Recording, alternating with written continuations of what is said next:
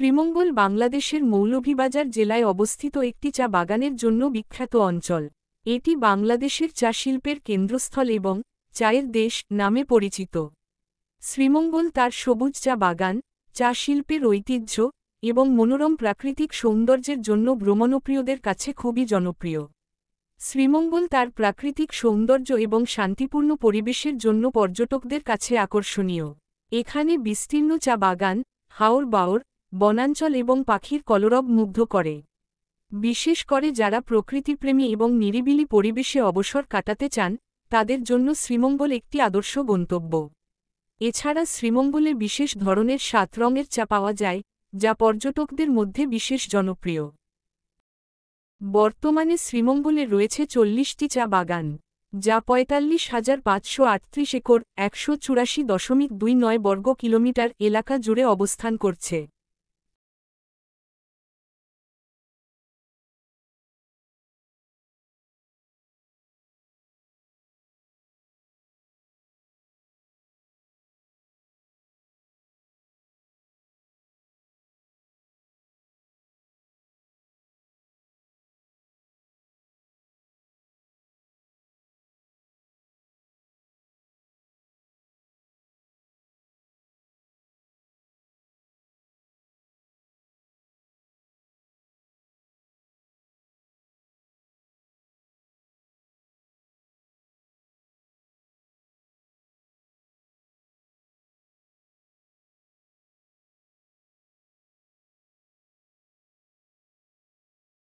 মাধ্যমে কেউ চা বাগান থেকে চা সরাসরি বাহিরে বিক্রি করতে পারবে না।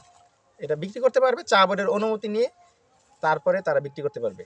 সেটা সাধারণত কম পর্যায়েই থাকে। সাধারণত নিলাম, এখন বাংলাদেশে 3টা নিলাম কেন্দ্র আছে। চট্টগ্রাম নিলাম কেন্দ্র ছিল, শ্রীমঙ্গল নিলাম কেন্দ্র এবং পঞ্চগড় নিলাম কেন্দ্র। এই 3টা নিলাম কেন্দ্রের মাধ্যমে ডাক দিয়ে যারা বিড করতে পারে, তারা হলো চা মানে কিনতে পারে, ক্রয় করে তারপরে আবার তারা প্যাকেজিং করে ছোট ছোট 50 গ্রাম, 100 গ্রাম, 1000 গ্রাম এগুলো কেজি করে তারা বিক্রি করে। আর যতগুলো চা বাগান আছে বাংলাদেশে 169টা চা বাগান আছে বর্তমানে। ম্যাক্সিমাম চা বাগানগুলোর জায়গা হলো খাস জমি। এটা সরকার থেকে ইজারা নিয়ে মানে চা বাগানগুলো প্রতিষ্ঠা করা হয়েছে। প্রতি বছর 1 একর জায়গার জন্য 300 টাকা করে মানে খাজনা দিতে হয় সরকারকে। এইভাবে করে তারা 30 বছর, ন্যূনতম 20 বছর, 30 বছর, 40 বছর পর্যন্ত তারা সাধারণভাবে এখন ইজারাটা পেয়ে থাকে।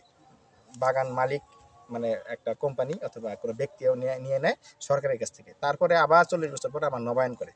চায়ের এরকম বাগানের যে ইজারার যে সময়কাল, এটার উপর 3টা শ্রেণীতে তারা বিভক্ত, এ বি সি শ্রেণী। এই মোটামুটি চা নিয়ে আমরা ভবিষ্যতে আরও শুনবো। ধন্যবাদ সবাইকে। আসসালামু আলাইকুম।